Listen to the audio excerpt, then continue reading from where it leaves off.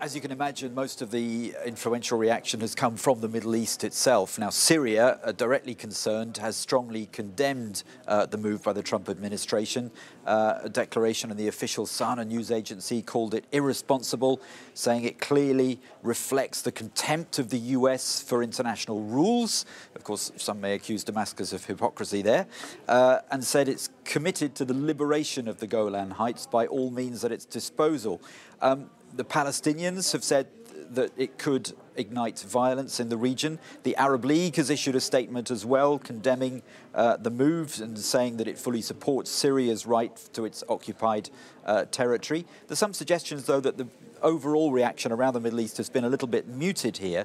Syria's allies predictably have come on board. Russia, which backs Syria, the Assad government, says that this is a direct violation of UN decisions, and Iran has called it illegal and unacceptable. Some of the strongest reaction has come from Turkey. President Erdogan has described it as putting the whole region on the edge of a new crisis and bringing new tension. You mentioned the Middle East, some pretty strong words from Erdogan. How would this move affect the whole Middle East? Well, of course, we've heard the warnings from the Palestinians and others that this could lead to more instability. But other than that, it's largely symbolic because nothing really changes on the ground.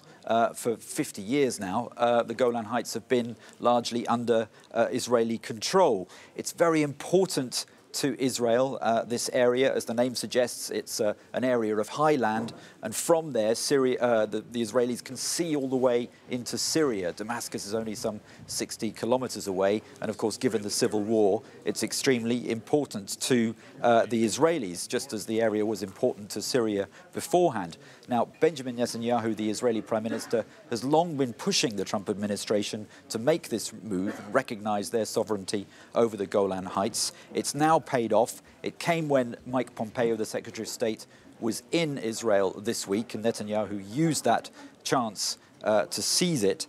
Trump has, of course, made no secret of his pro-Israeli stance. He's pulled out of the Iran nuclear deal. He's moved the US embassy from Tel Aviv to Jerusalem. Now we've got this. It overturns decades of US policy in the Middle East.